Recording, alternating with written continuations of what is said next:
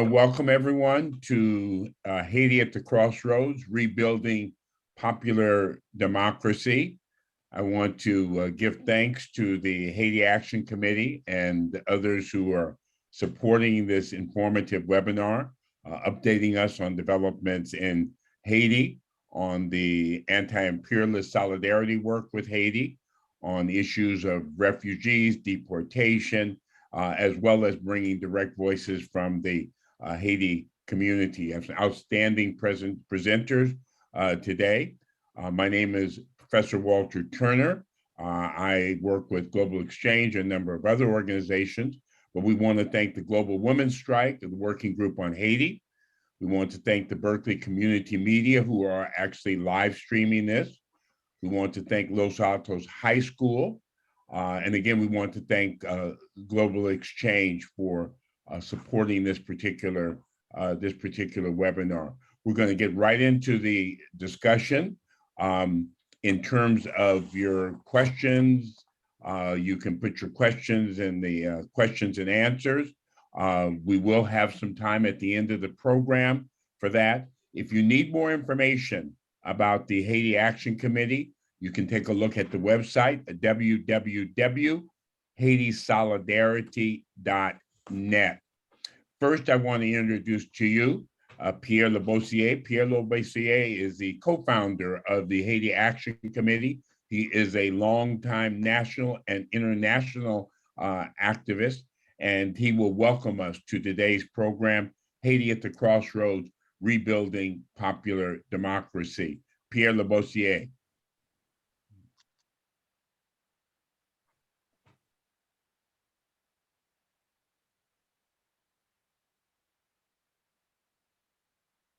Here? Okay.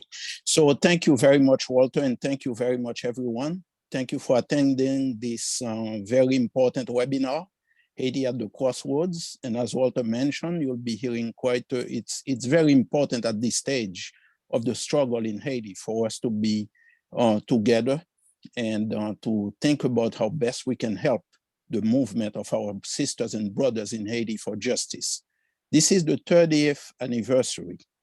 The 30th year and the 30th year of anniversary of the Haiti Action Committee when we were formed in 1992. It was a process that started in 91, and we came together as a committee as a result of grassroots organizations in Haiti meeting with us and telling us that what they need, what the struggle needs, are people outside of Haiti to echo in various languages, the voices of the people of Haiti as they struggle for a better life, as they struggle against imperialism, as they struggle for healthcare, as they struggle for education, for decent wages, for regaining the sovereignty of the country at the time that had just emerged from the dictatorship of the Duvalier era and the military dictators who were imposing on the Haitian people, a state of misery, a state of dictatorial regimes that exploited our brothers and sisters. And so as such, we came together, and we've been together for 30 years plus in this struggle. And so today I want to welcome you to that. And we'll be talking about various aspects of what's going on and how the resistance movement really takes a lot of turns, twists and turns. One of the latest is there has been a movement to build unity around these questions with various sectors of Haitian society. Some of them are people who are manipulated by the forces of imperialism, and others, it takes a while to really bring people together. It's a struggle in itself to build unity. And the old adage is a house divided cannot stand. We are seeing that. So what are the enemies of democracy? And I mean by that, popular participation. What are the enemies of that doing? They are very busy in trying to create division amongst people whenever people are trying to get themselves together in order to deal with the issues that affect their everyday lives. And so the Haiti Action Committee has been, for the past 30 years, accompanying the Haitian people in their struggle to resist. And right now, as we are seeing, there is the Montana Accord, which is yet another attempt to bring all the various grassroots organizations together, the different sectors of the society, but there are many attempts to derail it, to prevent it from happening. The Montana Accord came out of various proposals, but one of them, chief among them, was Fanmi Lavalas, who in November 2018 had the Salut Public proposal, which meant it's time for the country to come together around issues that affect the daily lives of the people, to improve the miserable conditions, as I mentioned earlier, the lack of sanitation, the lack of security for the population, all the various things, lack of healthcare, inadequate the education system, destroying the various democratic institutions that have been painfully built over the many, many years of democratic interlude in the country. And so this is what we are facing right now. And it's important that at this stage, we come together, we get some clarity on what's going on, and we address how best to be in solidarity with the Haitian people as we are struggling to regain our national sovereignty. I'll close with this. The people of Haiti as this reference point, and this is not just, and we, the Haiti Action Committee, totally support the people's movement, as the people's movement has time and time again showed very significantly that they recognize the leadership of Fanmi Lavalas as a true representative of the Haitian people. Not only did Fanmi Lavalas present a coherent program for the development of the country, but they have been voted every time there is election, free, fair, democratic elections in Haiti. Fanmi Lavalas has been voted overwhelmingly and massively into office. And while in office, they have built the institutions, they have built up democratic institutions, they have built structures and infrastructures in the country to improve the lives of the people of our country. And so that's why the population is very much united behind Fanmi Lavalas and deeply respects it. And so I wanted to make that very clear on the outset. And this is the reason why the Haiti Action Committee supports the grassroots movement of Haiti and also their support for the leadership of Fanmi Lavalas in trying to build a better Haiti for the population. But as Fanmi Lavalas also says, it takes all of us to be part of it, all Haitians of goodwill. And you can be members of different political organizations, but as long as you're building for Haiti to be sovereign and for Haiti to be recognized, then, it's a big family that we have to be part of. So I want to thank you again for your support and your solidarity with the Haitian people. And we want to hope that this webinar will bring some clarity that we need to move forward in this current period. Thank you very much and welcome. Pierre Labossiere, thank you so very much. More information on the Haiti Action Committee, HaitiSolidarity.net. Again, I want to let you know that if you have questions, we're going to have questions and answers as part of the program, that you can put your questions in the questions and answers space there on the website, and they'll be part of our discussion going forward. We're very honored to have on the program today from Canada. We're having Borgela Kafenol, who is a longtime activist and community organizer, worked extensively in Haiti, done grassroots organizing in Haiti, recruiting and educating activists, and he has been the co-founder of Combat Verite, an organization making people mindful of the values and reasons for anti-dictatorship activism, not only in Haiti, but throughout Latin America and Africa. Welcome, Kafenol. We also welcome at the same time Professor Frantz Jerome. He is the co-founder of the Committee for the Development of Haiti, engages in very important areas of community education and Haiti's natural resources, and is working to block international land grabs and privatization of water, and hopefully we'll have more about that. That's a key theme in terms of Haiti's resources. He is a co-founder of the Queen's Resistance Committee that organized after the 1991 coup that overthrew President Aristide. And he's also been involved in organizing a number of organizations in the United States around statewide resistance to the dictatorship in Haiti. Welcome, Kafenol, and welcome, Professor Frantz Jerome. Merci. Je salue tout le monde qui est dans Zoom. Non? Alors, c'est Kafenol, je souhaitais que le professeur Frantz fait traduction. Et alors, moi-même, c'est Borgela, Jeantine, j'en présente là, et puis non, Kafenol là, faut que je une explication. C'est parce que à chaque fois, mon y entend des de nouvelles et qui tellement du pour eux, sur le plan national, qui donc en Haïti, ou sur le plan international, c'est moi qui toujours dans la radio, viens commenter nouvelles, et puis tout le monde qui a tête fait mal, il senti soulagé, depuis les ça, il même bon nom Kafenol là, c'est un comprimé que le monde qui a tête fait mal, et puis c'est lui au bois, il passe tête fait mal, c'est comme ça, non Kafenol là, fini. Yeah, greetings from Kafenol. I'm going to translate for him, summarizing what he says. Well, he says that he's happy to be with us, and one of the first things he wants to make clear is that Kafenol's nickname comes from the fact that when people hear the troubling news from Haiti, they even get headaches. And Kafenol is the name of an anti-headache medication, and the people called him Kafenol because when he comes on the radio to explain the news that they are hearing, their headaches go away.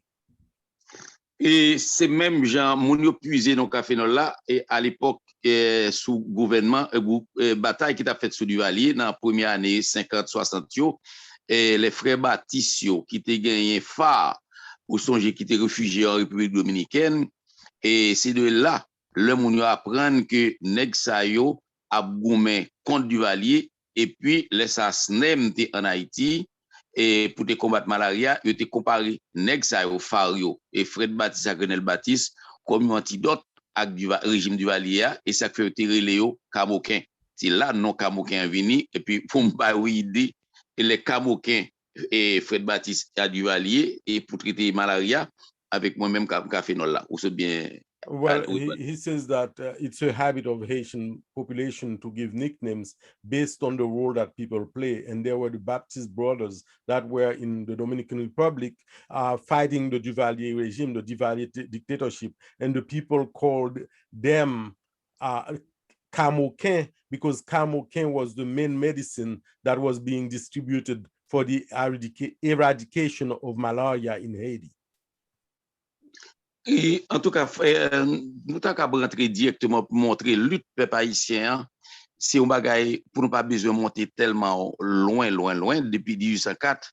Mais Haïti a vécu un matraquage depuis 1804, effectivement.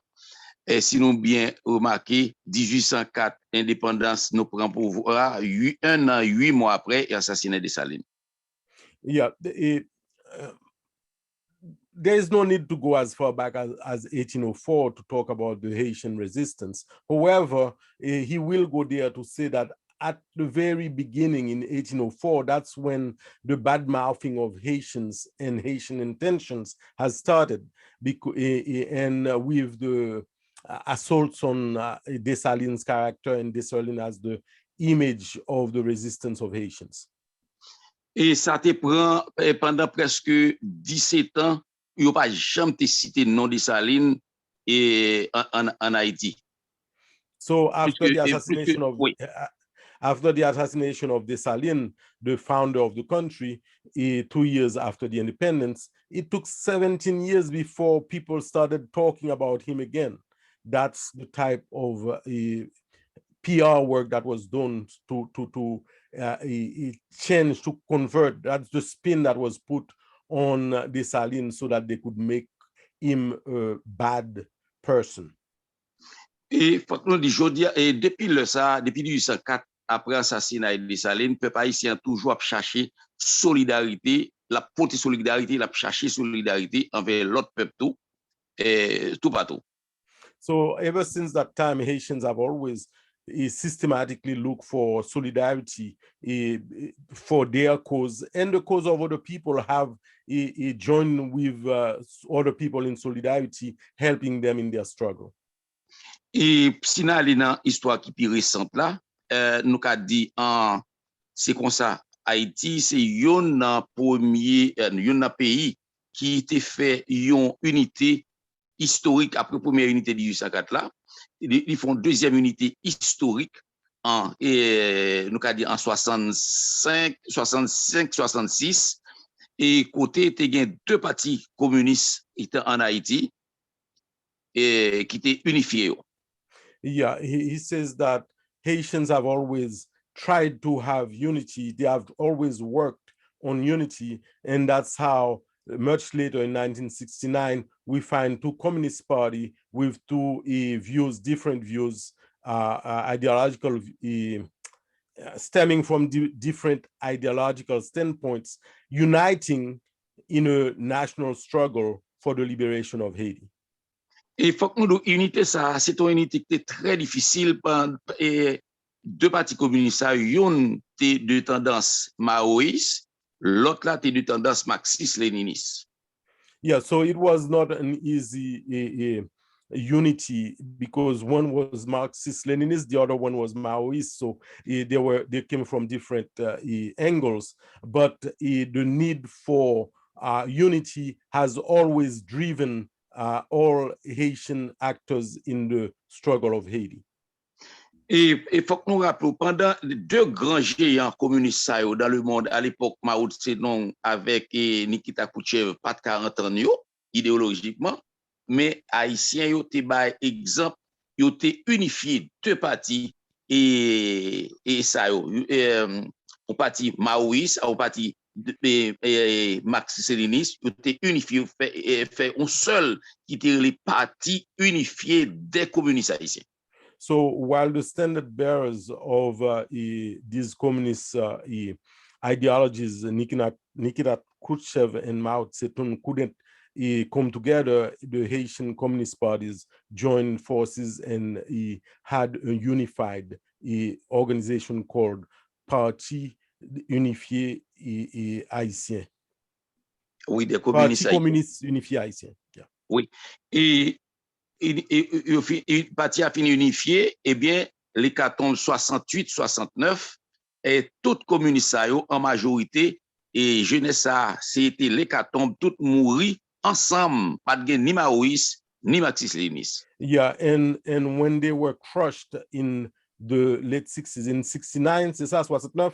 68-69. 68-69, in 68-69, when they were crushed by the fierce, ferocious dictatorship of Duvalier for emitting their views, there was no such thing as a Maoist or a Stalinist or any other type of communist. They were all crushed in the same way.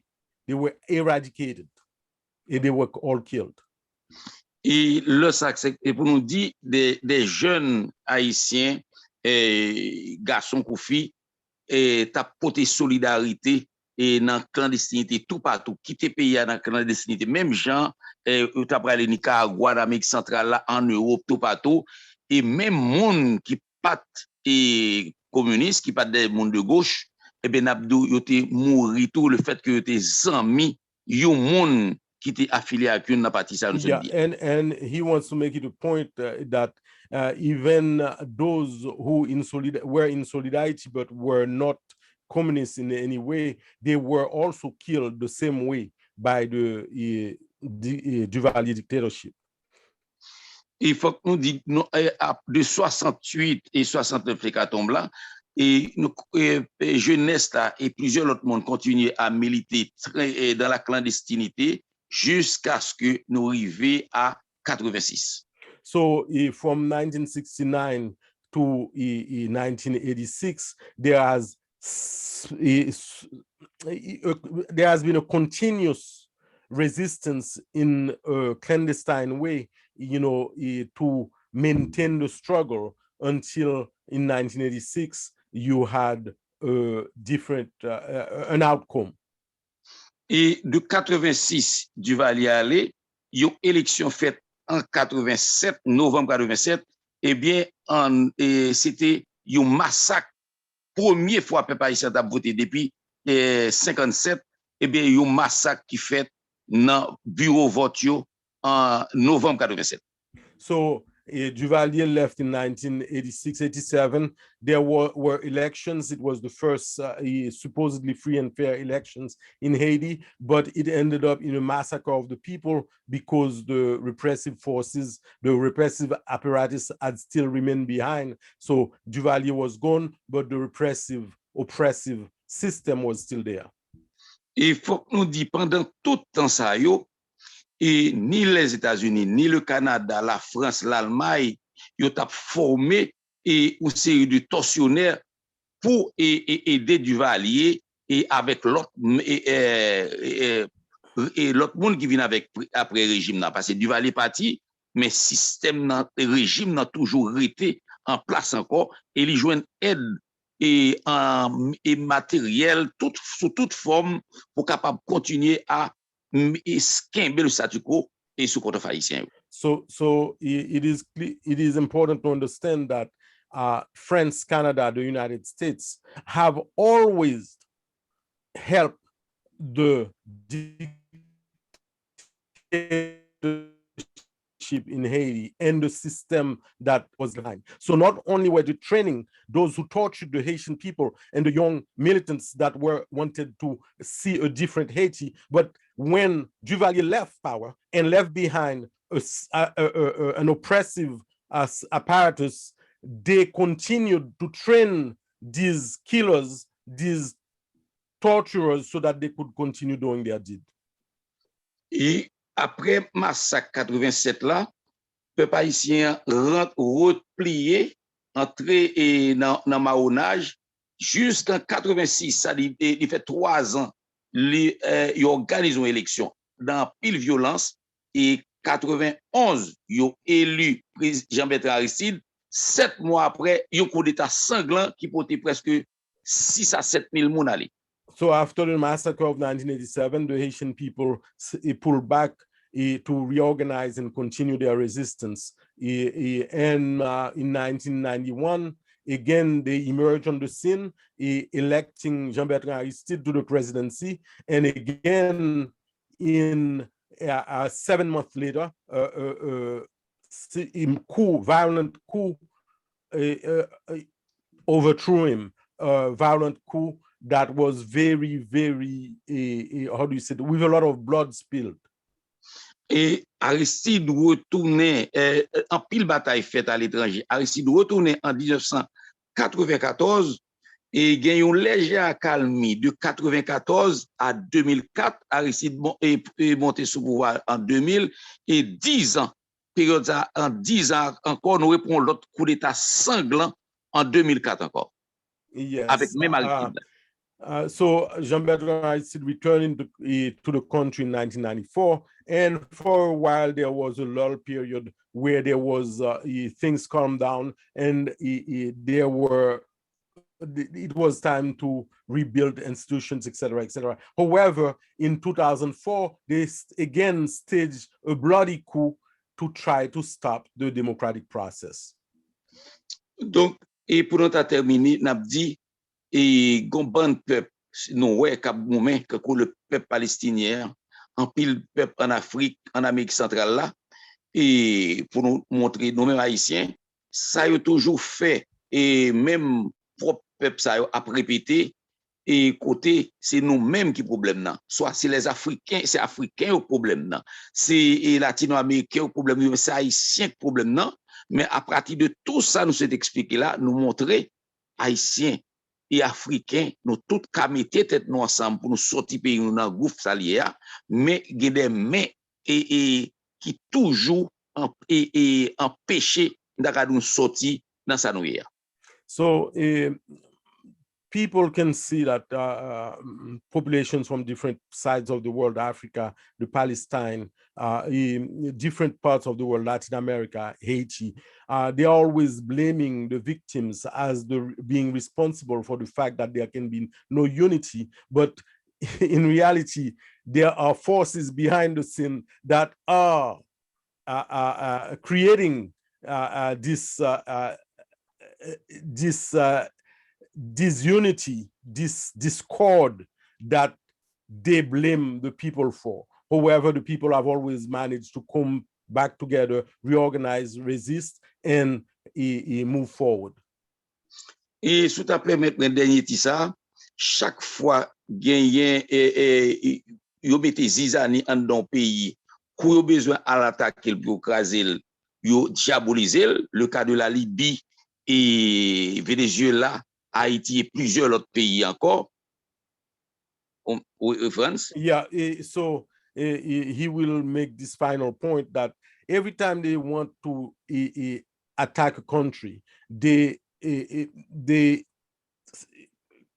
destroy their character. Character assassination comes first, where they give you a bad name and they give you a lot of bad press so that they can come in like they did in Iraq, what they did in anywhere where they want to change the regime. Mais chaque fois qu'on pays qui fait effort, qui sortit dans sa lia, nous avons cité le cas de l'Éthiopie et plusieurs autres pays, ils n'ont pas entendu parler de pays ça, ils ont rayé sous la carte là, ou pas jamais entendu parler de pays ça, comme Botswana, Namibie, aussi de pays, ils n'ont pas jamais parlé de pays ça, c'est comme si ils n'ont pas existé encore. So every time one of these countries that were oppressed managed to get it together and make progress, all of a sudden it's as if they don't exist anymore in the mainstream media. Nobody wants to talk about them because they were successful. Nobody wants to accept the fact that they overcame their colonial experience to emerge into a different state of their development. Merci en pile. Alors, si il y a une possibilité, Frantz, nous avons retourner pour nous parler de raison et malgré Fanmi Lavalas est sorti, retiré 2 membres de Montana, il y a de raisons pour que c'est son nécessité journée jeudi à là pour Haïtiens chita ensemble et nous c'est ça qui fait mon yo plus fort tout, yo pas vle Haïtien chita. Même j'ai pas vu l'autre peuple chita parce que chita a retiré des pieds sous l'estomac peuple là. Je dis à quoi n'a pas de tout à l'heure, c'est une bonne chance pour nous parler de quel Montana une nécessité pour peuple haïtien chita ensemble et puis avec la solidarité de tout l'autre peuple qui a lutté pour même problème ça dans le monde. So Kafenol thank us for having the opportunity to express his views, and he says that he hopes that later on he'll have the opportunity to address the issue of Montana, even though Fanmi Lavalas stepped back a little bit from Montana. He believes that the solution still must be a Haitian solution, and all other populations must give their solidarity to the movement for liberation in Haiti, but the solution must still come from Haitian organization and Haitian debate. Merci. Thank you very much. Thank you so much, Kafenol. And again, if you have questions, please put them in the questions and answers. Professor Jerome, did you have some comments that you wanted to add in addition to the translation that you so graciously did? Yes.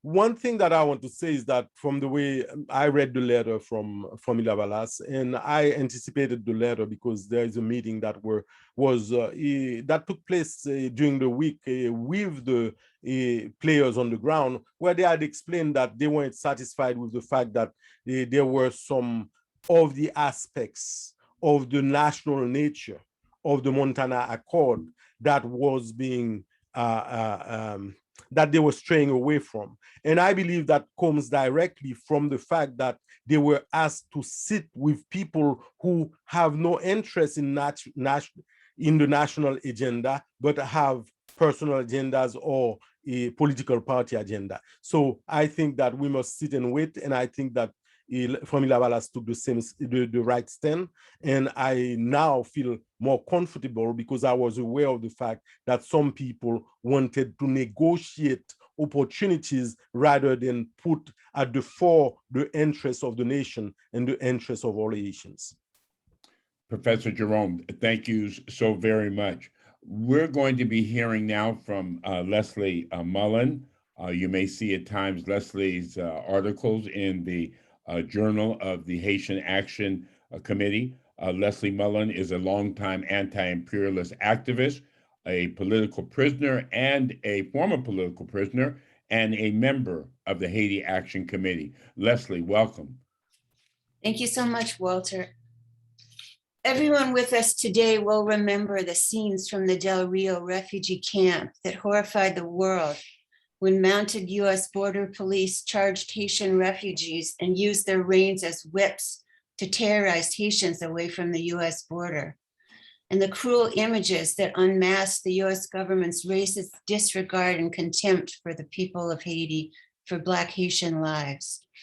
But Del Rio has now faded from the headlines, and actually the Biden administration has only doubled down on sending Haitian refugees back to a country that its own State Department has designated the highest travel risk, a country that the US recognized was undergoing a deteriorating political crisis, violence, and the staggering increase in human rights abuses, even before the assassination of Jovenel Moïse, Haiti's US-backed dictator, and before the August earthquake. Last February, at the start of Black History Month, ICE began using what's known as Title 42 to drastically escalate the expulsion of Haitian refugees. Title 42 grew out of the Trump White House effort to close off the southern US border, using the pandemic as a pretext to stop refugees from entering the United States. It's often called Trump's invisible wall. Under Title 42, the United States has effectively eliminated the right to asylum in violation of US and international law. Any border agent can expel a refugee without the opportunity to apply for asylum. Hundreds, thousands of people are being denied the right to seek protection, not just Haitians, but refugees from around the world. Since September, over 17,000 Haitians, I think it's up to 19,000 now, have been forcibly returned to Haiti. In one recent month, 49 chartered flights left the United States filled with Haitian refugees. They're often chained and shackled without food and water, and they are dropped off at Toussaint Louverture Airport with nothing. And some of them are women 35 and 36 weeks pregnant. On another front of global US policing, in collaboration with countries like the Dominican Republic, Puerto Rico, and the Bahamas, the US Coast Guard extends its armed patrols far into the Caribbean, hunting down and returning Haitians before they ever get near US borders. This week, the Coast Guard intercepted 88 Haitians near the Bahamas and returned them to Haiti. Another 191 Haitians were intercepted in the southern Bahamas. But we can't talk about this country's indefensible treatment of Haitian refugees without addressing the role our government plays in creating the circumstances that drive people to flee. 18 years of US intervention after the 2004 US-backed coup overthrew Haiti's democratic government headed by President Aristide have brought only misery, insecurity, and violence to Haiti. The 2010 earthquake that killed over 200,000 people took place under a US United Nations occupation. The immediate US response to the earthquake was a heightened military presence in and around Haiti because the Obama administration feared an exodus of refugees. A democratic Haitian government that valued Black lives would have begun to repair Haiti, restore infrastructure, housing, sanitation, education, healthcare, food security, all efforts that the Aristide government was undertaking before the coup.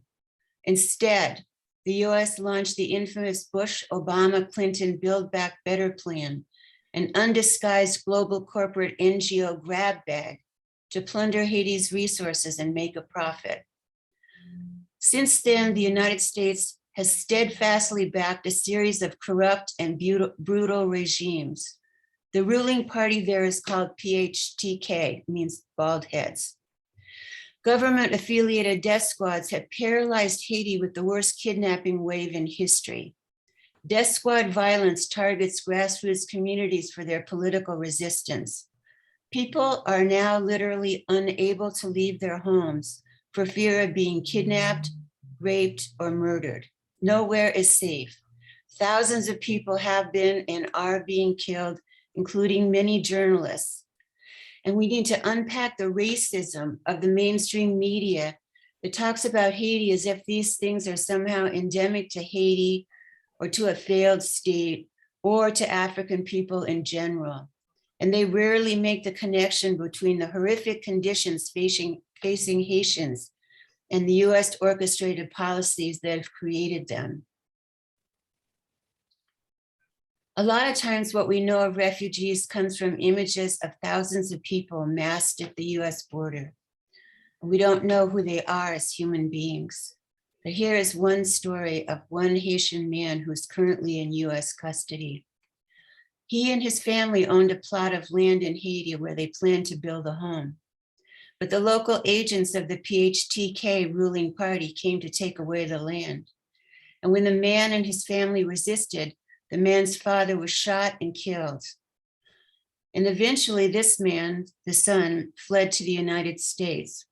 But his wife remained in Haiti to take care of a business that she had.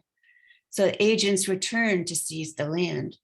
And when the wife, who was 6 months pregnant, stood up to them, she too was killed. And now this man, bereft of his family, waits in an ICE facility in southern United States, hoping that the United States will recognize his claim to asylum. After Haiti's 2010 earthquake, Brazil became a main destination for Haitians leaving their country, recruited with the promise of construction jobs as Brazil got ready for the World Cup and for the Olympics. But later, Haitians found themselves disposable and no longer welcome. And by the thousands, many left Brazil for Chile, and as conditions became even more deplorable there, the United States. Only the most desperate, determined, and courageous people would choose to make the 7,000-mile journey through Latin America to the United States. About 60% of those who are undertaking the treacherous Darien Gap through Central America are Haitian men, women, some pregnant, some single moms, children, and infants who are facing extreme danger and arduous conditions, heat, exhaustion, hunger, robbery, rape, to reach the United States. And Del Rio showed us what awaits them if they make it.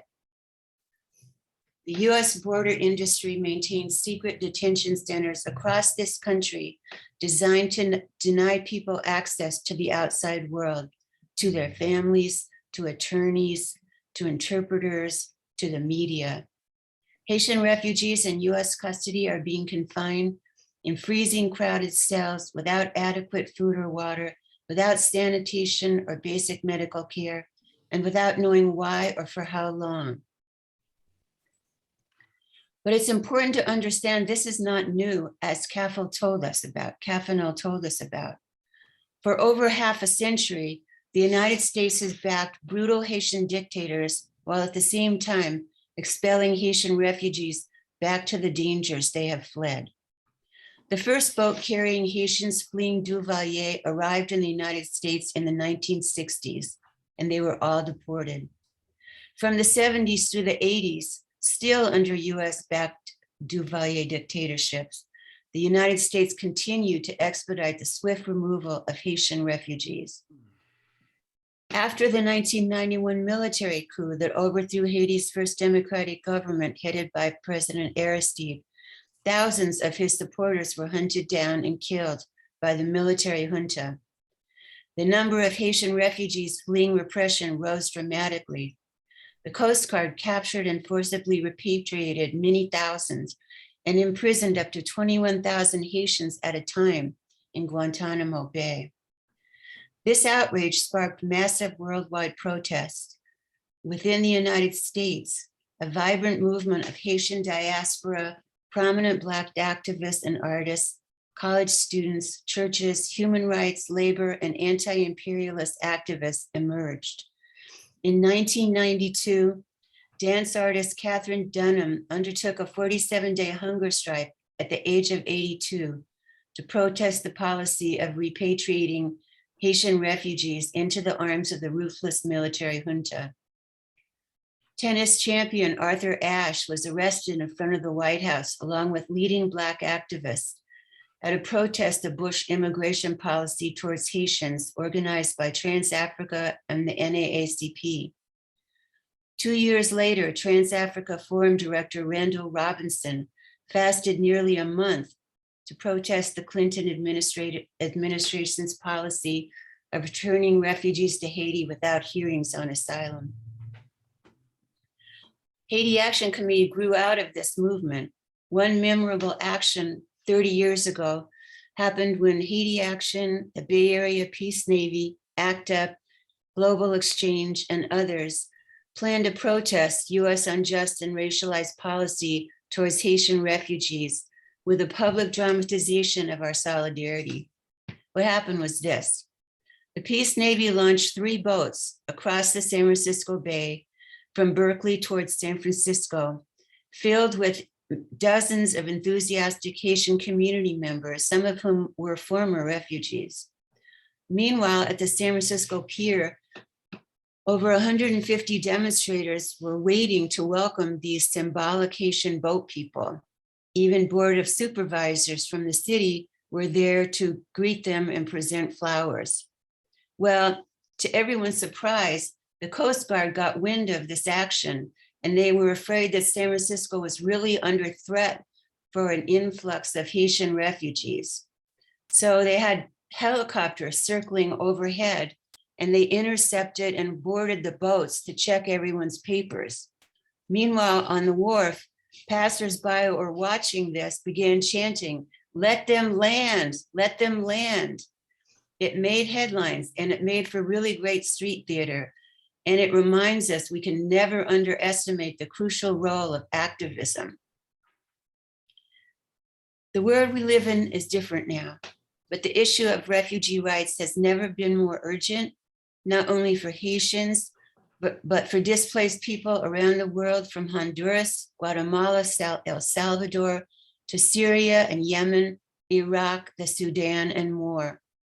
Consistent advocacy work for Haitian refugees is underway right now among Haitian and Black activists, community organizations, churches, refugee rights, and grassroots organizations.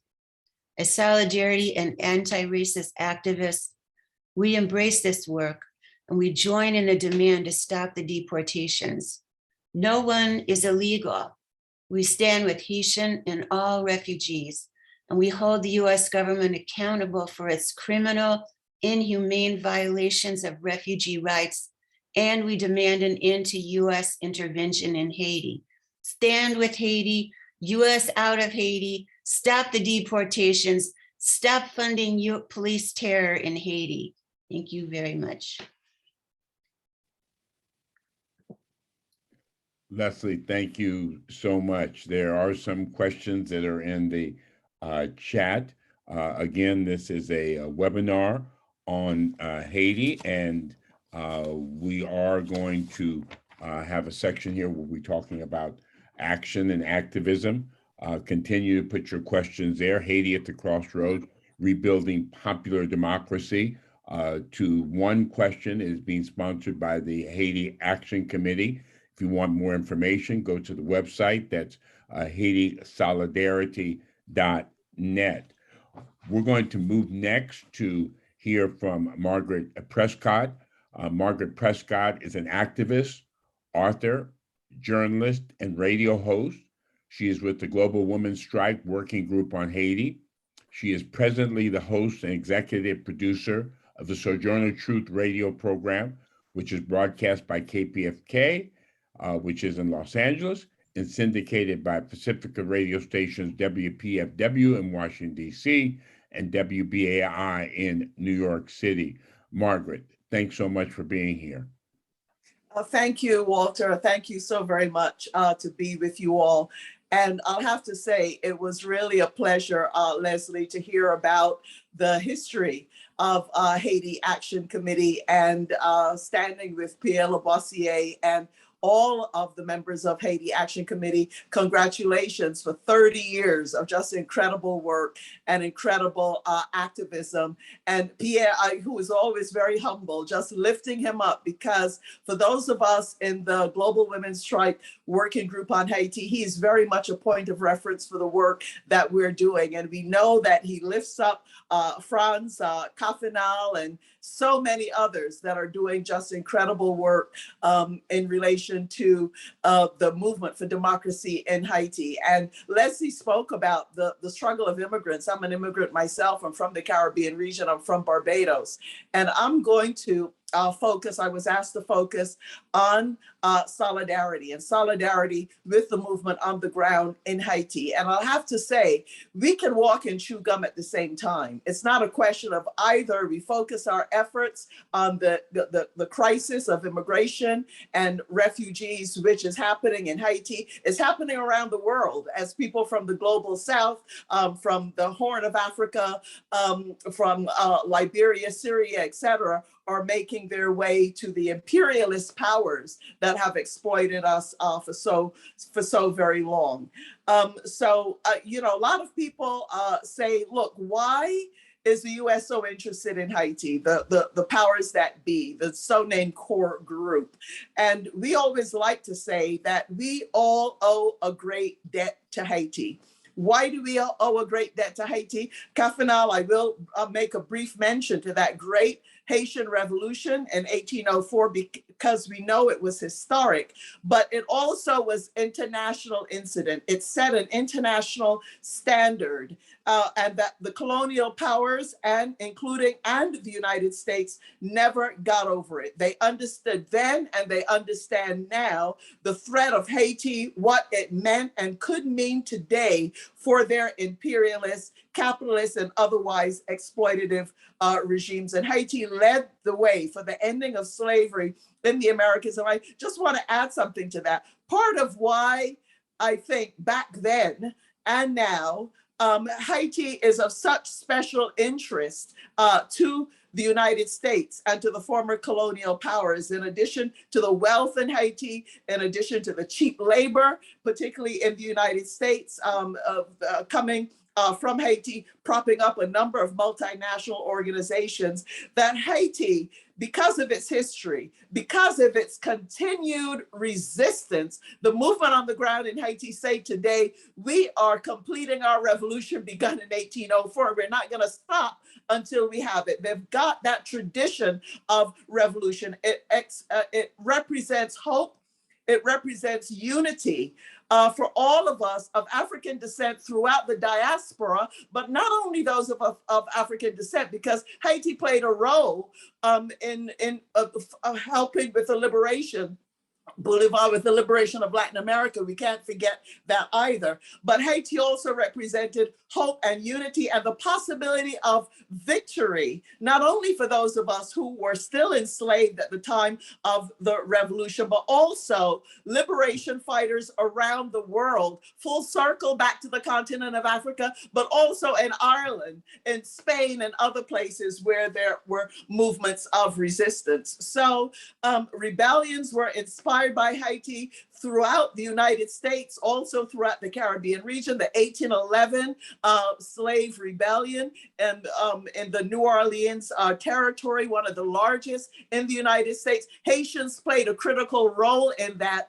as slave masters who had fled from Haiti and took their slaves with them to the United States, Louisiana, New Orleans, etc. And guess what? they continue to get together with their brothers and sisters from other parts of the continent and found revolt. And of course, it greatly expanded the size of the United States. The Louisiana Purchase, a lot of people think it's Louisiana. No, it was 15 states and 2 Canadian provinces. They basically kicked France out of the region. I could say more about that, but there is no time to do that now. And since the Haitian Revolution, the United States, the Western powers, Kafenol talked about how they do this character assassination. They've been doing character assassination for Haitians since the revolution, trying to destroy the legacy of the revolution, including the US-led economic boycott that went on for decades, France being paid, demanding reparations for Haiti. Would you believe that? For the loss of their slave labor and also for the cost of the Revolutionary War. And this continued until something like 1949. So when you see Haiti greatly impoverished and without the infrastructure, the education system that Haitians are fighting for, you'll understand that that money was sucked out of Haiti. Citibank in the United States raided Haitian banks and basically took money from the Haitian, from Haitians. So they've been doing everything they can to keep Haiti impoverished, because Haiti is a bad example for any of us who are oppressed anywhere in the world. Because if you could rise up as enslaved people and you could defeat the most powerful army of its day, and you could continue for all of those years until 2022, continuing to struggle, continuing to stand up, and continuing to refuse oppression, that is a bad example for those of us who might have other ideas and other parts of the world. I quickly now want to go on. I won't say much about the Montana Agreement. That has been spoken about. But I also want to talk about solidarity. Actually, what I call imperialist solidarity. There are a lot of us in the United States, NGOs in Europe, people who want to do good, right? And not facing the fact that we live in the belly of the beast. And if we live in the belly of the beast, a lot of the habits, the bad habits of imperialism, of capitalism, impact us as well. It can't be because we're a member of an organization or we spout revolutionary language that means that we are immune from this. And there is a habit of, let's say, organizations in the United States, and I'll be critical. I mean, I clearly am part of the movement for change. So it's also a self-criticism for people on our side of the aisle, so to speak, who like to select their own leaders, the demands from other countries that they support based on their own politics, not on the demands coming from the grassroots. And I'll say a bit of what this means. You know,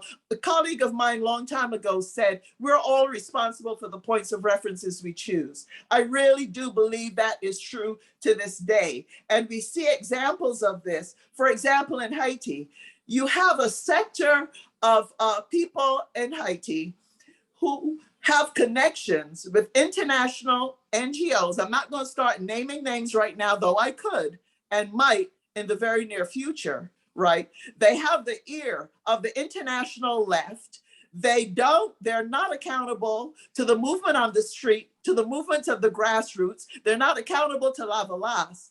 And they are running around and get the ears of the international left.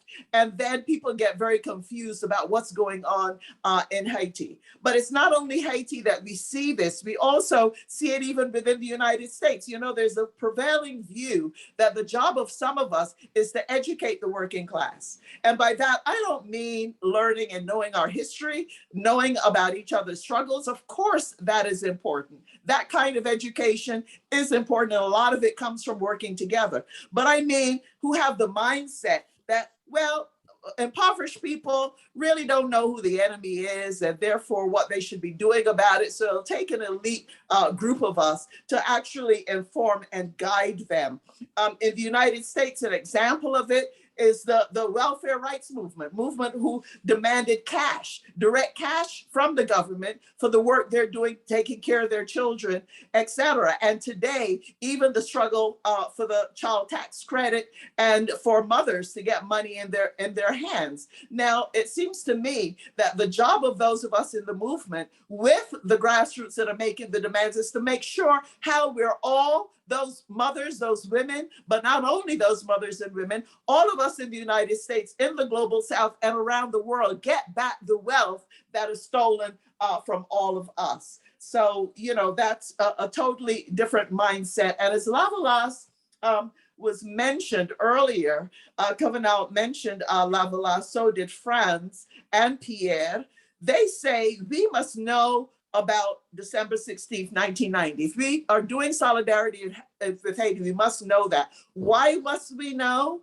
Because that represents a high point of the movement when the first democratically elected election happened and former President Aristide was elected. Now, Kafenol gave us a really fascinating, interesting history in Haiti. My understanding of Lavalas and President Aristide is that the party itself, Lavalas, I think, means flash flood. It is a popular movement. It's a popular party. It is not a sectarian, it's not a party in the way that we see parties. And actually, the Global Women's Strike, we are non-party affiliate. We're independent of political parties on both the left, mainstream, or whatever. We are autonomous. And it seems to me as though the movement, as it is expressing itself in Haiti today, is autonomous. And that means that some of the political parties are not happy with Lavalas, and they're not happy with President Aristide simply because of that.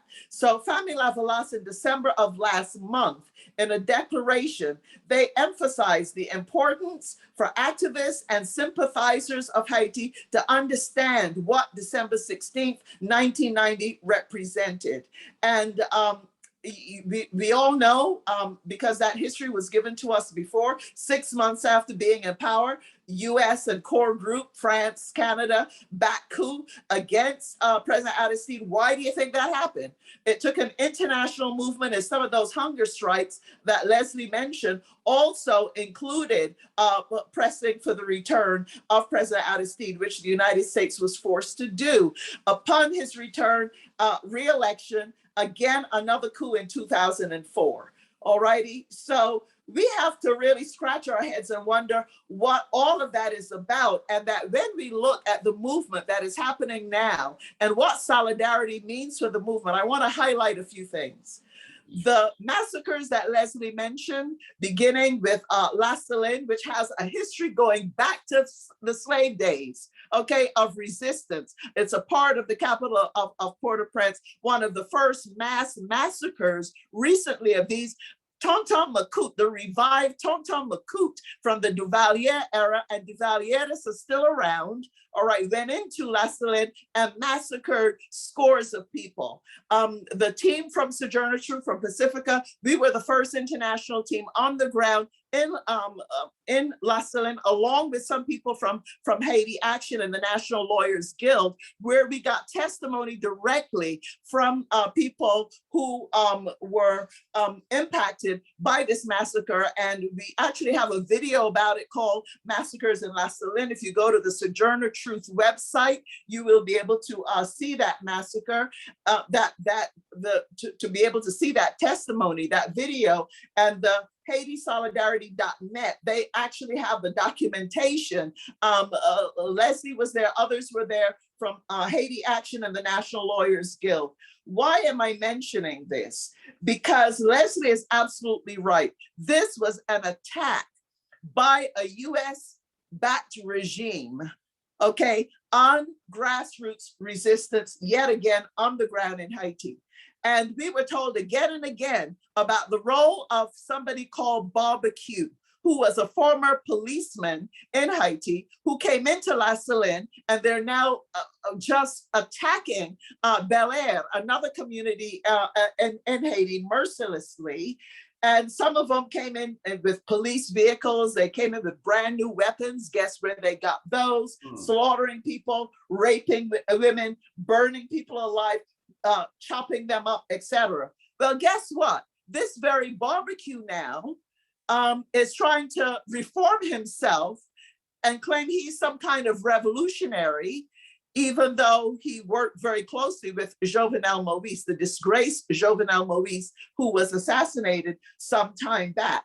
And you even have prominent journalists in the United States on the left, some of whom are on Pacifica Radio. I can say this, I'm on Pacifica Radio. You have a journalist like Kim Ives running around with this story about how barbecue is some kind of revolutionary. How dare he?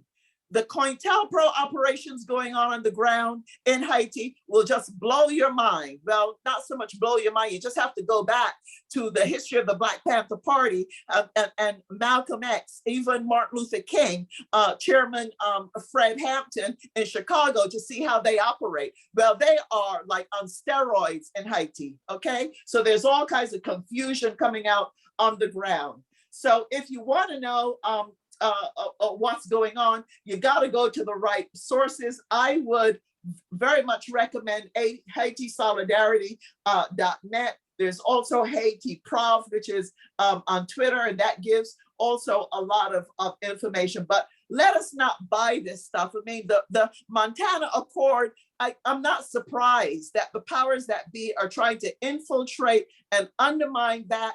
They were behind some bogus conference that happened in Louisiana. I think it was last month, allegedly by the Haiti diaspora, but headed by organizations that hardly anybody heard about. The moderator of it was a former US military general, if you would believe, and they claim that they're going to be selecting the next president of Haiti. That were running around trying to meet with members of the Black Caucus, etc. We got to watch out for these kinds of operations, okay? I do want to mention a couple of other examples of movements of solidarity, but in terms of the work of the working group of the Global Women's Strike on Haiti and the strike as a whole, we put our money where our mouth is. That's another thing in the United States we have found. And Walter, you might remember when Africans Arising did that fantastic webinar, I raised that issue, and to the credit of Africans Rising, immediately they said, we got to do something about that, and started getting some money down for funding the grassroots in Haiti. We do that on a monthly basis. We went to the Movement for Black Lives and we raised it with them. And after some time in discussion, the global movement of Black Lives did end up, making a contribution down to the movement of Haiti via the Haiti Emergency Relief Fund. Those of us in the Global Women's Strike, we're one of the few organizations, I know they're individuals, Seth Donnelly, not Connolly, Donnelly's, his family, and so many others, Walter, people who donate on a regular basis. But in terms of organizations, the Global Women's Strike is one of the few that regularly on a monthly basis sends money down to Haiti, not because we're rich, we're unfunded, but those of us who are part of our network, we kind of tithe, like you do in church every month. Who could put in $50, who could put in $25, because we can't talk about solidarity in words only. We have to talk about solidarity in terms of what people on the ground are facing and making sure that the movement has as much as they need to carry on. I do have to say, in wrapping up a bit about the politicians and the political class, beginning in the United States. None of us are fooled by the political class. We know very well who they are. I do have to say that when it comes to Haiti, Congresswoman Maxine Waters has been the clearest, she has been the cleanest, and she has stuck with Lavalas. She has defended President Aristide, and they try to make her pay the price because there's some others, newbies in Congress, who frankly don't know sweet F all about Haiti, and try to bypass her and put out various letters to Biden asking him to send money down to this regime in place in Haiti. And the question is, Canada just sent down $50 million. We know that the Haitians need the money. Haiti, the most impoverished place in the Western Hemisphere, but where is that money going to go? Is it going to be putting food on the table? Is it going to be uplifting Haitian grassroots people? Or is it going to go the way of the money that the Moise regime and Martelly before him stole with money from Venezuela that was meant for the Haitian grassroots? So we have to raise up these kinds of questions. And a lot of people like to make a special case out of Haiti. And of course, Haiti is a special case. Every place is a special case. Lavalas says every human being is a human being. That's one of their quotes. But we also know that we cannot afford the luxury of not looking at the struggles and the need for solidarity of other people around the world. Many of you have heard about Myanmar, former Burma. Thousands of people have been killed by the military and police in the last 10 months. They've been detained, raped, tortured. And you know, Pierre and Kafenol, Frantz and others, it reminds me of what I saw in Haiti. There's such a relationship. And I think they learn from each other. They have a kind of a playbook. For example, when they succeeded with the coup against President Aristide, they used that playbook, and that had a play in the coup against Manuel Zelaya in Honduras. So there is now an appeal from Myanmar. 90% of the garment workers there are women. They have a campaign that's going on to its credit. Haiti Action signed that campaign. You could go to the Global Women's Strike to get information about that. And one other struggle that I want to highlight, and that Haiti Action has also supported, which is India. The farmers in India have had an incredible strike against that dictator, that friend of Trump, Modi, who is there. And they are calling for a general strike across India on the 23rd to 24th of February. The reason I'm raising these other countries is that we know that global capitalism, unlike a lot of us in the movement, they plan internationally. And if we think that we could win in one place and it doesn't have an impact in someplace else, or that what is happening in Haiti isn't impacting what they're doing in Thailand or Burma, we have another thought coming. So we have to really, get past ourselves in that way. And I think that, I do have to wrap up, that we, think about that term, Imperialist Solidarity. Think about what that means of standing in solidarity, but not standing with the demands of the grassroots on the ground, and not even knowing the history of December 16th, 1990, and the struggle that happened after that. So I'm glad to be able to be part of this struggle, to be able to share with you the views of those of us in the Global Women's Strike that are working on it, and that all of us have to live what it means to take leadership from the bottom. The Poor People's Campaign, they say, when we live from the bottom, everybody rises. And in the Americas, that bottom is Haiti in wealth.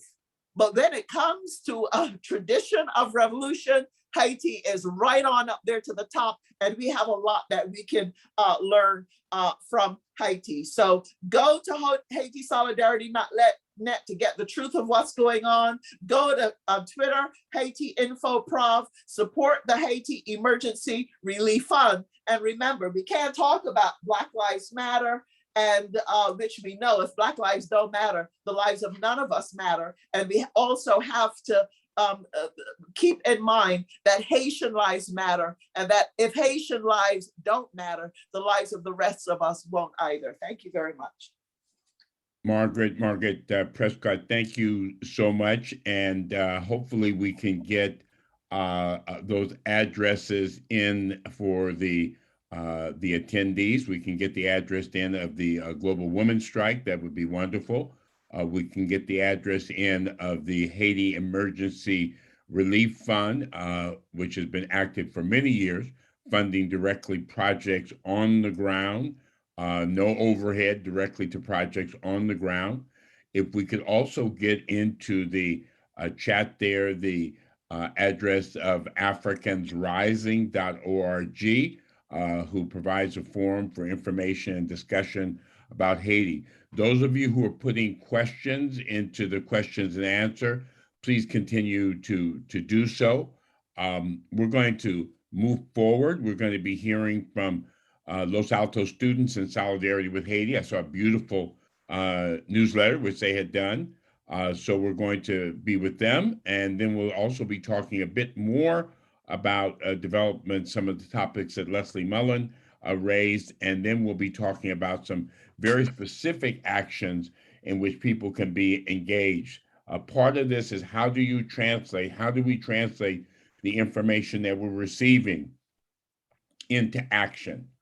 And that's what this discussion is about. I'm going to turn it over at this point to Hazel Oxford and Dahan Natiet, who are students for Haiti Solidarity, doing great work.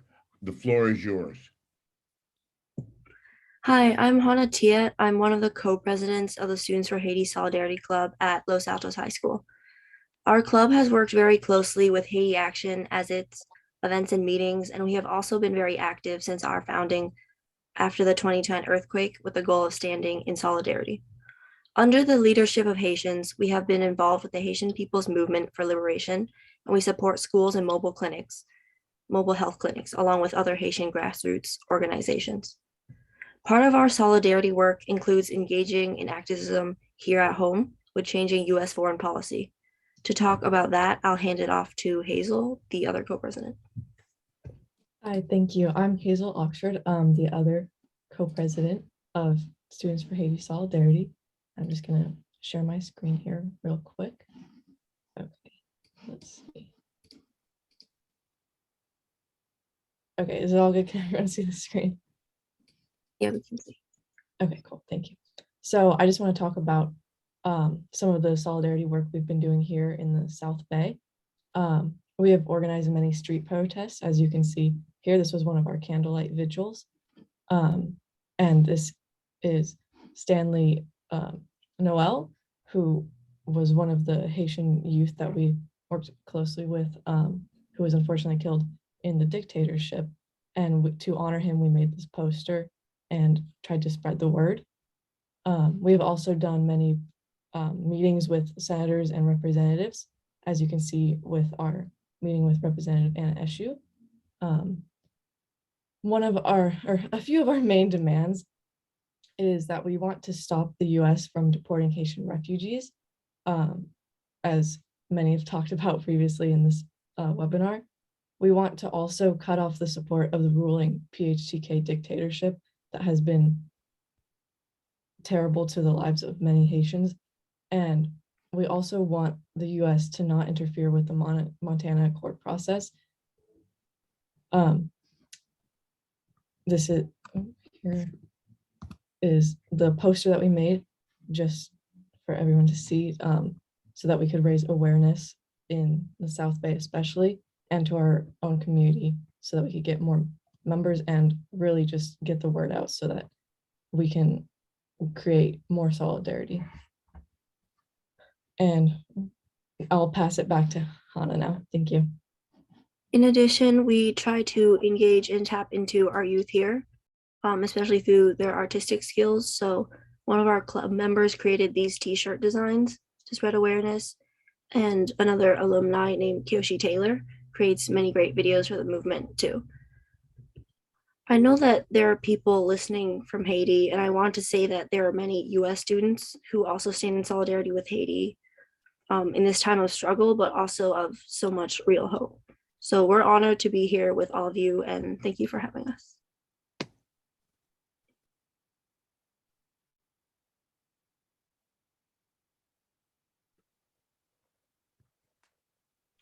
I think, yeah, perfect. Did you have some words, Seth, you wanted to add, or we're going to keep moving? I think they spoke beautifully. I think you can keep moving. I'm just here as support.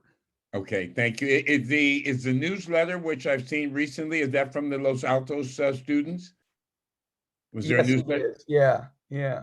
Okay, maybe you can get that link in there. It's a beautiful newsletter. Thank you so much. Marco Castillo is the binational Director for Global Exchange Programs. Again, putting questions in the chat. We'll be getting to the questions in just a moment. And Marco will be following up on the discussion and making some points around some of the things also that Leslie raised. Marco Castilla, you have the floor. Sure. Thank you very much, Walter, and everyone. Thank you for having me. Thank you for organizing this, putting this important webinar together. I am honored to be here. In the past decade, as Margaret and many of you have already mentioned, Haitians have become part of a growing community in Mexico and Central and the rest of Latin America. This diaspora, many of them seeking asylum, have come to enrich our communities, come to enrich our countries with their lives, their ideas, their immense contributions. Many of them come again as asylum seekers, some trying to reach the US, but many of them trying to stay in the countries like Mexico. The truth is that many of them do not come directly from Haiti. Many of them come after a long journey from Brazil and Chile, where they initially arrived and they faced discrimination, racism, particularly what we saw with the Bolsonaro administration in Brazil was terrible for the people from Haiti. And after that, we've seen growing flow of families from Haiti coming into Mexico. But despite all the immense contributions of the beautiful people of Haiti and the community of Haiti that have come to countries like mine, like Mexico, the truth is that the government has reacted in cahoots, in complicity with the US government, and have created harsh conditions for in general all asylum seekers and all immigrants in Mexico, but particularly against those from Haiti. Mexico has accepted to take some responsibility, quote unquote, on brothers and sisters from Central America, but has taken no sufficient responsibility when it comes to the people from Haiti, who they are led into the US, and then you already spoke extensively on the deportation, increasing deportation that happens in the US once they make it there. So the truth is that many families from Haiti come to Mexico, and since the southern border face discrimination, face racism, and face violence from local governments, from the federal government, from immigration authorities, and unfortunately also from sectors of Mexican society who have reacted with, again, discrimination and racism against. But despite all this mistreatment, families and immigrants and asylum seekers from Haiti have shown their beautiful hearts, and they have stood together. Despite mistreatment, they've been shown who they are, and they've created cooperatives. They are working. They are contributing every day to society. More recently, we saw a large number of asylum seekers from Haiti walking together from the southern border, trying to make it to Mexico City. And on their way, they face immense challenges. They don't have a place to stay. They don't have a shelter. They many times don't have food. We're talking about families, not only adults, but children. We also have a situation of children separated from their families in Mexico at the southern border in detention centers. We also have children unaccompanied minors, probably many of them kids who came to Mexico from Brazil or Chile without their parents. And so to face this emergency that we're seeing in Mexico, Global Exchange appeal to all of our followers and members and all the US society to help us contributing to create a migrant and refugee emergency fund in the past couple of months. I just put it in the chat. This fund very quickly raised $50,000 that have been distributed directly, again, no overhead, directly to shelters that are supporting immigrants and asylum seekers from Haiti on their journey in Mexico City or in their process of integrating to Mexico. This is not enough. This is just a tiny amount. and we would love to see this fund growing, because in the case of Mexico, Haiti is obviously many times trying to come to the US, but the truth is that families from Haiti, many of them are trying to stay in Mexico, and they need a lot of support to find their way, to rebuild their lives. And so that's why we're standing here in solidarity with you, with all the people that are right now on the move, fleeing all this corruption, backed by the US, and hoping and fighting for a better future for the people of Haiti. And we Mexicans see them as a role model in freedom and revolution, and we believe that we should be united more than ever. Thank you, Walter. Right.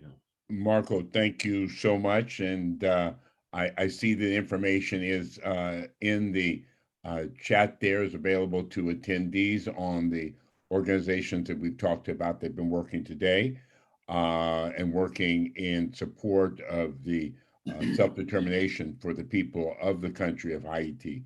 And thank you again, Marco. We will be turning to Ustadi Kadiri. Ustadi, longtime activist in the Bay Area around a number of community projects and a member of the Haiti Action Committee. Ustadi, you have the floor. Thank you, Walter. I would like to thank speakers and presenters that shared their knowledge and is working towards supporting and strengthening our solidarity with the Haitian people in general, and Fanmi Lavalas in particular.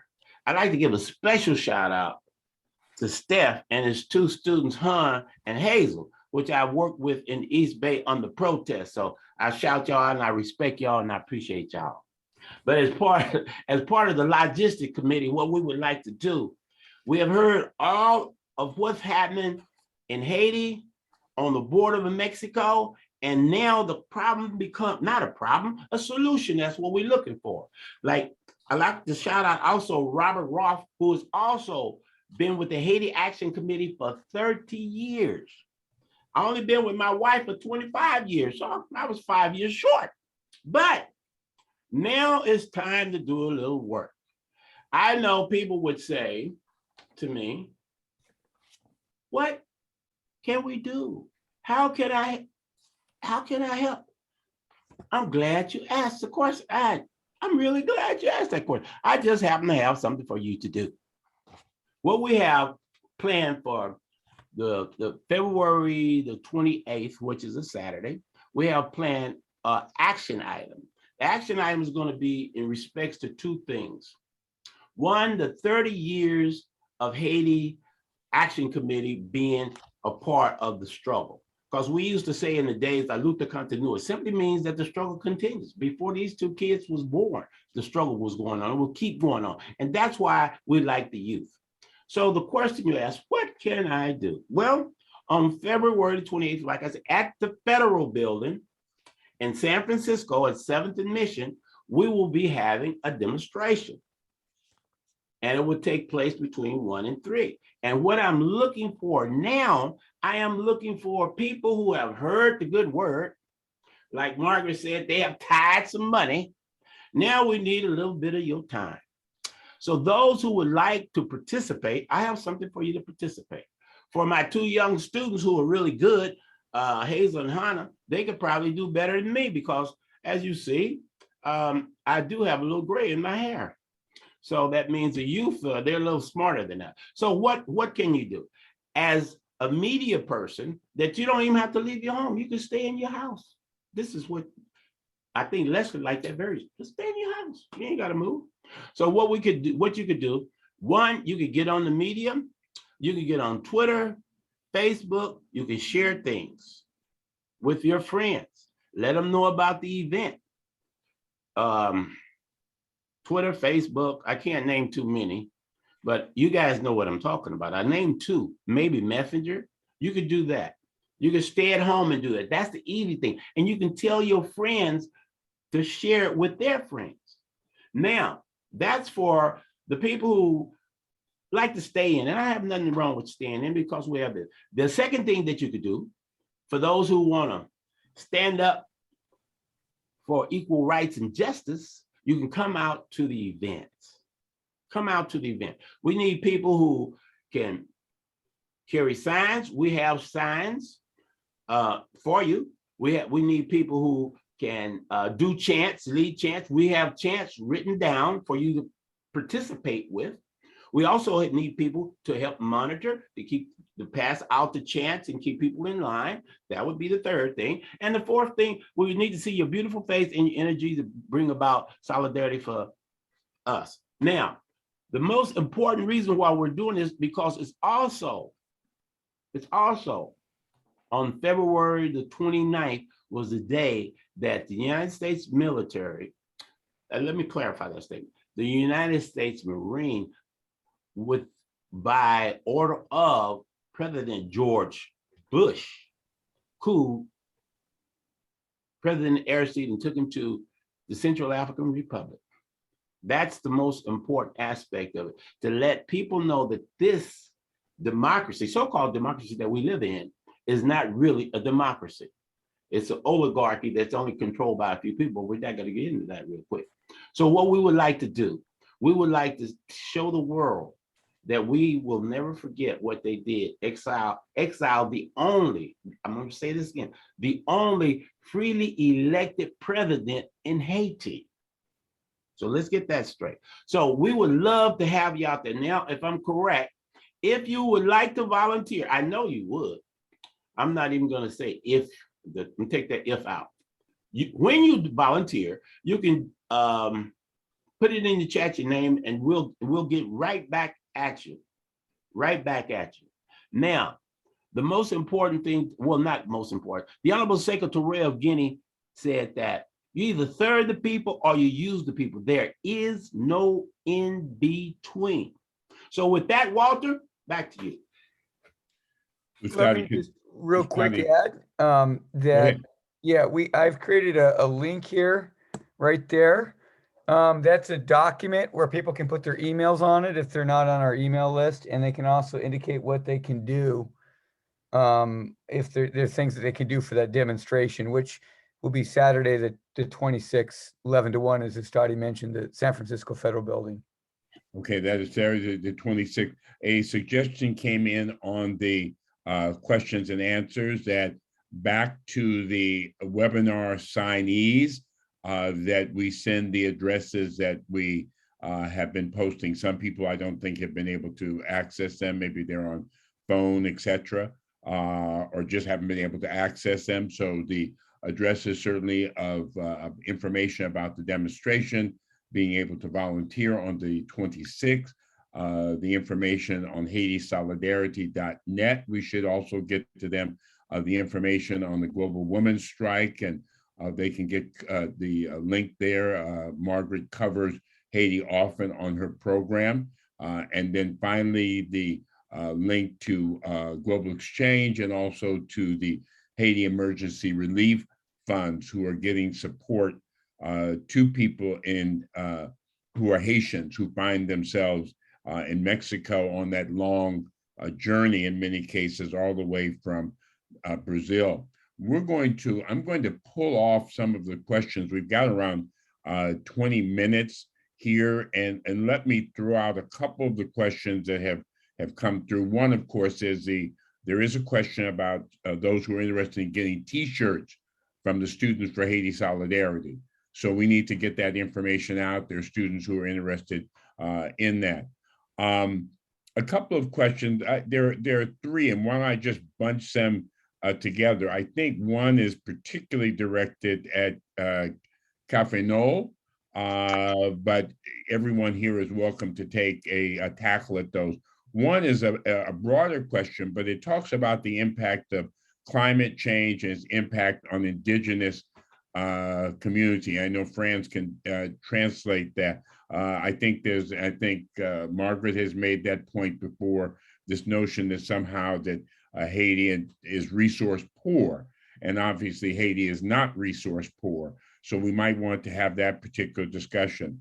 The other one, and I'll let Frantz translate in a moment, The other one was raising the issue of any further direction, dialogue. There was a conference in Louisiana. I know that Margaret mentioned that. And very early on, Pierre talked about the undermining, and Frantz also raised that, Professor Jerome also raised that question about the undermining of the work of the accord. And then the other question, which I think Mr. Kaderi spoke to, is this question of, other than the demonstration, are there strategies specifically to get the diaspora, the African American diaspora, the African diaspora, and anybody who stands for human rights closer to being engaged in the issues around Haiti? So let me leave those out there. If you could give us 3 to 5 minute answers, then we'll see if some more questions pop up in the chat. Well, could you repeat the question directed specifically at Kafenol so I can translate for him? Yes, someone was asking Professor Jerome about the issue of the impact of climate change on Haiti. That might certainly include what's happened with the recent earthquakes, but also this notion about the wealth of Haiti, the resources of Haiti, and how they're being exploited and being used. I know he's worked around environmental issues, and that may be a question he'd like to address. Oui, camarade Kafenol, ça que m'pa connaît sous temps de moi. Oui, m'entendez très bien.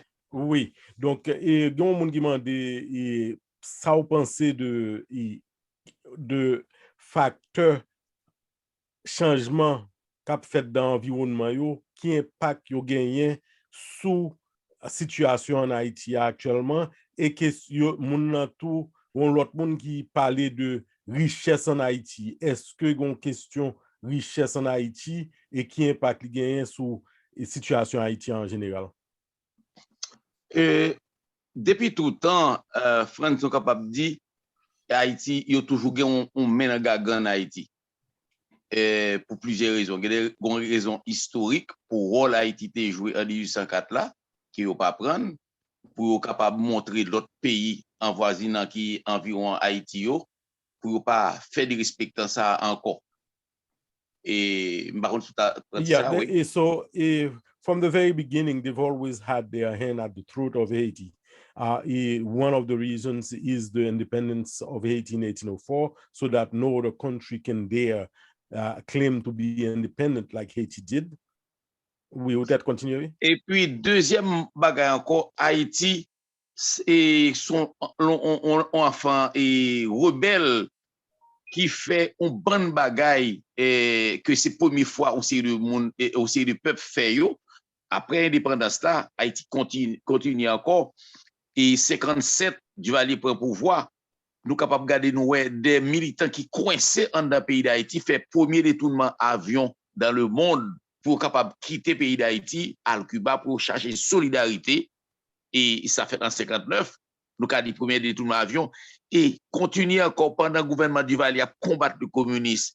Nous gardons nous en 73, et les Haïtiens mettaient ensemble femmes ou garçons kidnappés, ambassadeurs et américains en Haïti pour être capables de libérer des prisonniers politiques en Haïti. C'est pour montrer tout facteur, sa force à côté Haïtien pas jamais et toujours à lutter, toujours à foncer le bagaille, et que en pile l'autre pays obligé d'imiter yo. Ça fait de Haïti obligé de mettre mes sous gorge li, non à mettre mise à part richesse yo.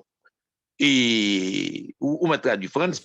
So he's saying that there is also the fact that Haitians have always used their creativity in the struggle from in many different ways. So it's not only the subterranean wealth that resides under Haiti that is causing the aggressivity towards Haiti, but it's also the fact that Haitian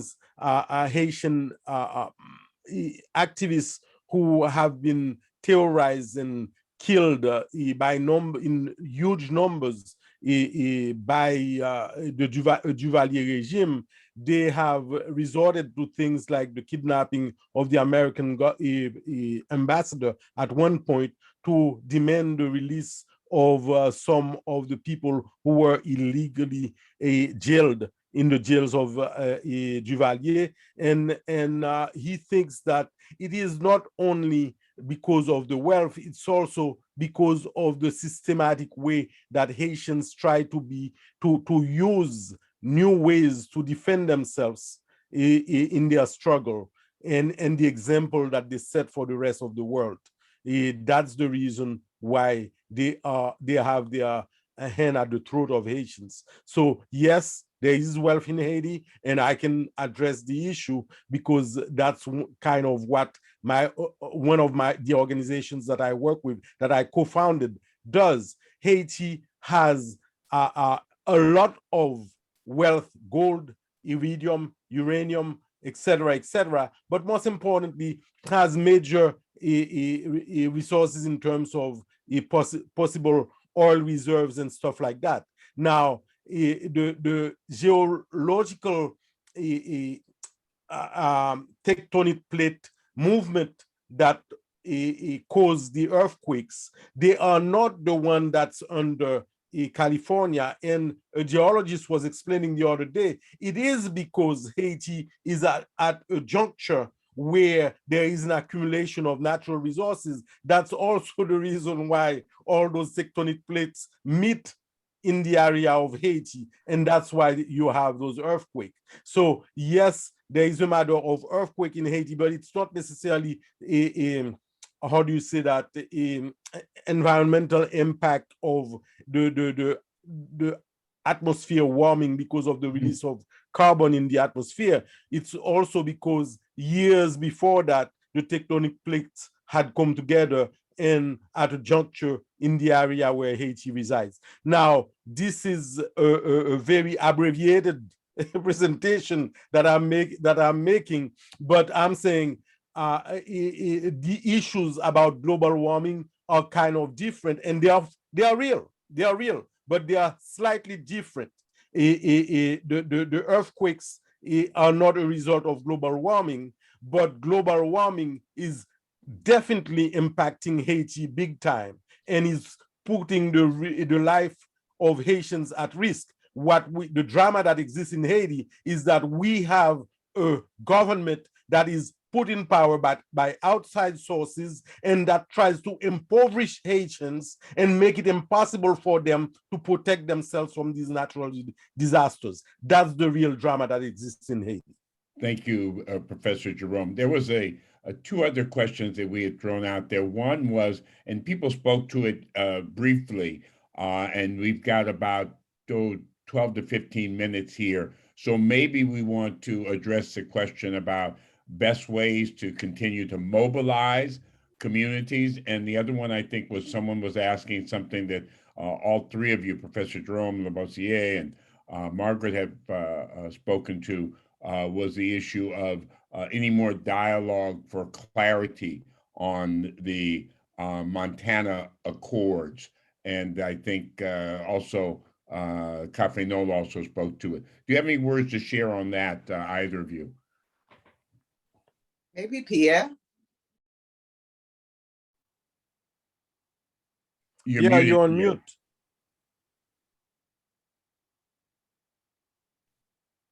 Good. Thank you. Sorry about that.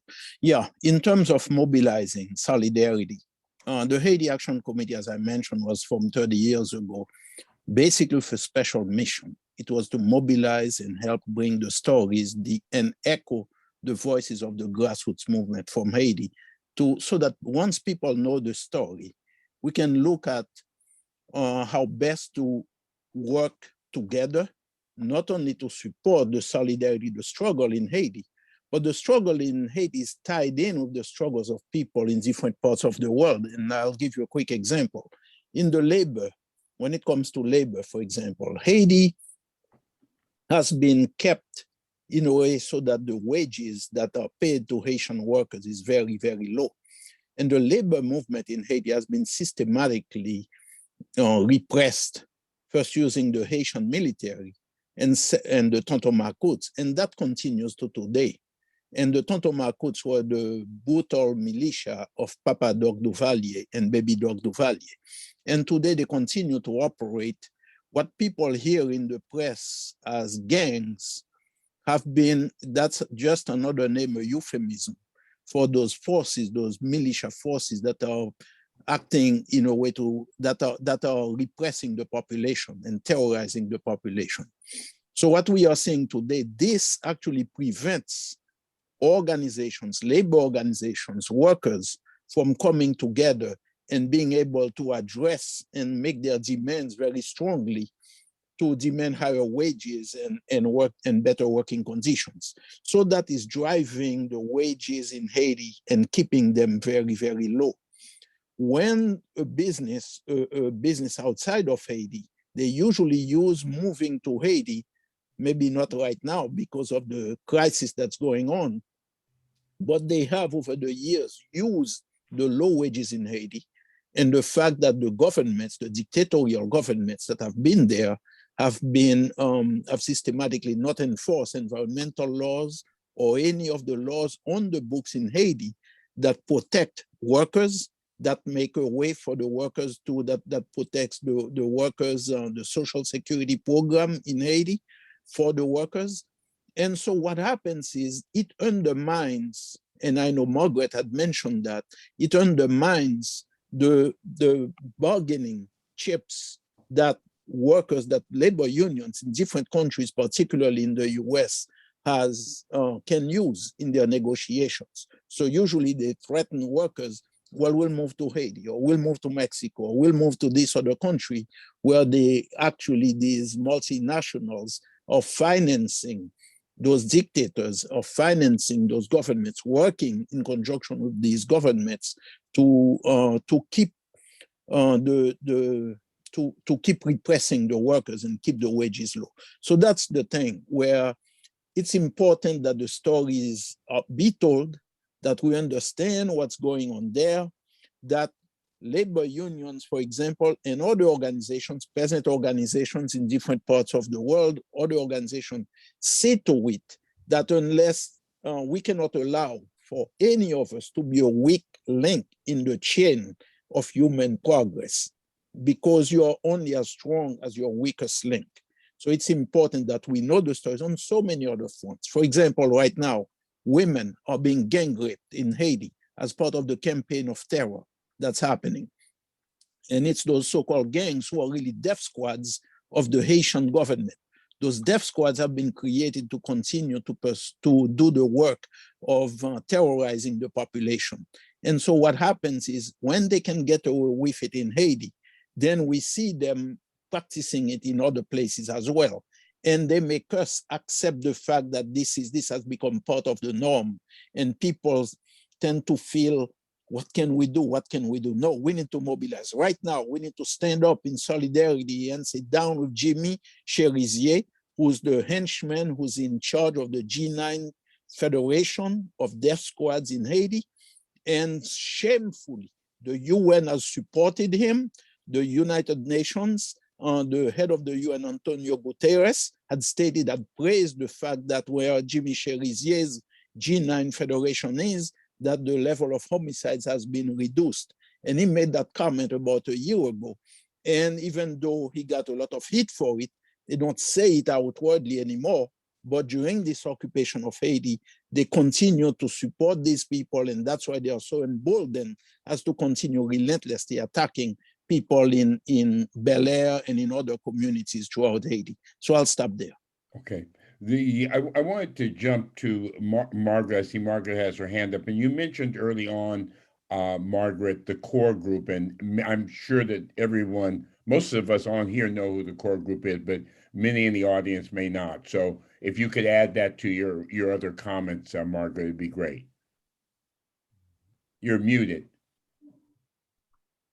Okay, sure. And I just want to say too, before people forget, that Shirley said that Pierre just mentioned, that's who I refer to as Barbecue. He's known as Barbecue on the Ground, you know, likely connected with the burnings of people, etc.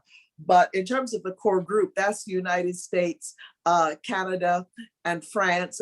Basically, it's the Western powers, if you want to put it that way. I mean, those three in particular take the lead, take the lead in it. There's one other country too that has their name as part of the core group, but frankly, I clumped them all together. But also, I think that the United States is very much a ringleader and all of that. I had my hand raised because of, in terms of the climate change question, Kafenol is absolutely right in terms of the earthquakes, but we also know, as he has said, that when a natural disaster happens, it's exacerbated, made 4 times worse by the man-made disaster and the poverty and oppression in a particular place. We do know the strength of the hurricanes, though, are definitely related to climate change. And I'm from Barbados. My island is small. We're 14 by 21 miles. We don't have any mountains like they do in Haiti. So during the slave days, we had no place to run but into the sea. And that made Barbados having the distinction of being the only place in the world that we know of that the entire society was based on slavery. It was very, very brutal. And right next to my village, discovery was made not that long ago of one of the largest slave burial grounds in the Americas, over 600 souls. And we didn't even know growing up. But the Prime Minister of Barbados, Mia Mottley, who's the first woman Prime Minister, she traveled to the climate change conference in Glasgow and made quite a stir because she spoke for a lot of the global South, a lot of the small islands that are under threat, like mine, for going into the sea. The strength of the hurricanes that have destroyed the Dominica, another island nation that was very much a food basket for much of the Caribbean region. We know Haiti gets hit quite a bit. And she, among others, are leading the charge, demanding resources from the global north, from the core group, the US, Canada, France, and the rest of them, who are the world's greatest polluters, that they need to provide the resources for the global South to really help mitigate some of that damage. And there are a lot of other measures that are being taken. So I just wanted to mention that in relation to the hurricanes. And I did neglect to mention CARICOM, the Caribbean region, which Haiti, by the way, is a member of CARICOM, the island nations. And they have been a bit too modestly, but really trying to find out what's happening on the ground in Haiti. Of course, the pandemic put a halt to some of what it is they wanted to do. And I do have to mention that Congresswoman Karen Bass was another one who, when she was head of the Congressional Black Caucus, who also wrote to CARICOM about concerns in relation to Haiti. But of course, Congresswoman Maxine Waters is always on the lead of these kinds of efforts. The last point that I wanted to quickly make in terms of solidarity, and Ustadi, I love your presentation with what you can do. The students, I want a t-shirt, but also just in terms of people, if you are not donating now for Haiti, please, the Haiti Emergency Relief Fund, I'm sure somebody could put that link in the chat, is a place that you can do, you personally, or if your organization has not making a donation, even if you can't do it every month, like we in the Global Women's Strike do, quarterly or whatever it is that you can do. But specifically, I wanted to mention UNIFA, which is the Hospital of the Aristide Foundation. They have done amazing work during that 2004 coup.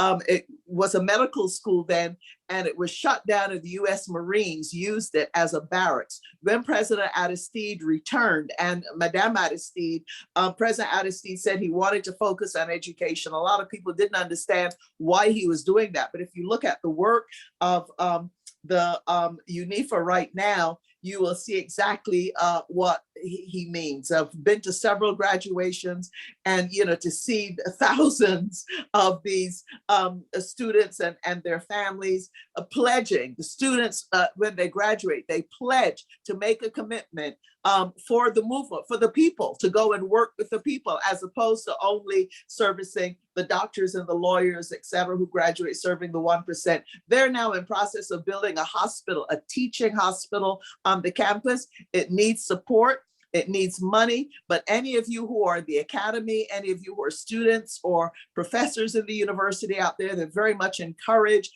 exchanges and support. So I'm sure if we put the link for if someone can do that for the Haiti Emergency Relief Fund, it's not only a question of donating, but it's a question of any skills that you might have or expertise in any particular field. I've got a medical school, a law school, a nursing school, physical therapy, agronomy is the latest. And it's just fantastic work that they're doing, giving hope to the young people in Haiti. And they also are out in the community with a free medical care clinics. They've got a dental school and they give clinics for that. So they're doing really a lot of important work, breaking down the division between the academy, universities, and the community that we see so much here in the United States. So I just wanted to give them a mention as well. Thank you, Walter. Thank you so much. There's so many questions in the chat. We won't get to all of them. And I know we've had a couple of questions about the Montana Accord, and I am sure the best way to stay in touch with that is to keep in touch with Margaret Prescott, keep in touch with the work of Frantz, Jerome, and keep in touch with the Haiti Action Committee, and there'll be more information there. The demonstrations on the 26th, I see Professor Jerome has his hand raised. Professor Jerome, in our last 3 or 4 minutes here. Well, I noticed that Kafenol was trying to raise his hand. I don't know if he had something to say. Kafenol, do you have ou te gon bagay pou ajoute? Non, pour dernier ça m'a dit mon yo que Haïti besoin seul bagay actuel. Alors, yon nan bagay qui est important que Haïti besoin, je dis c'est la solidarité. Et nous c'est solidarité qui mettons ban l'autre peuple dehors. Et je dis même les nous ta joindre l'argent, ou ta ba nous l'argent, on ban l'autre bagay, sans la solidarité, Haïti pas faire nulle part parce que Haïti pris non complot. Yeah, Kafenol wanted to make the point that the most important thing that Haiti needs today is solidarity, that the money is important, even though thousands and thousands may contribute, it's all fine, but they also must stand in solidarity because Haiti has been right in the middle of a plot to subjugate the people and get them not to participate in the political affairs of their country. Okay, I thank you so much. I'd like to thank the Haiti Action Committee and all the other organizations supported this event. If I could get in one word here before we end today, I know many people are activists around Cuba, they're activists around Venezuela, they're activists around Colombia, the upcoming elections. There's an Afro-Colombian woman, Francia Marquez, who's running for president, around issues in Brazil, around issues in Puerto Rico. And the point is that all of these, you have to go by Haiti to get to any of these topics. You can't get from Cuba to Venezuela to Colombia to Puerto Rico back and forth without crossing over Haiti. So we need to take the energy we have in the Caribbean. I know that Margaret raised that issue in terms of really looking at the Caribbean, the impact in that entire region, and Haiti should be right on the table. You can't jump over all those islands and not get to Haiti. Again, thank everyone. Thank Global Women's Strike working on Haiti. Thank the Berkeley Community Media. Thank Los Altos High School. Thank Global Exchange, and especially thank the Leadership Haiti Action Committee. Again, we can send out the addresses to you, and for more discussion, you can always be in touch with those people who were here speaking today, and you've gotten a wealth of information in 2 hours that it would take you a long time to get otherwise. So thank you very much, and thanks for being part of Haiti at the Crossroads, rebuilding popular democracy. Ashe. Thank you, Walter. Thank Wonderful. Thank you. Thank you, Walter. Walter. Thank you very much. Pleasure. Thanks. Thank you, Walter.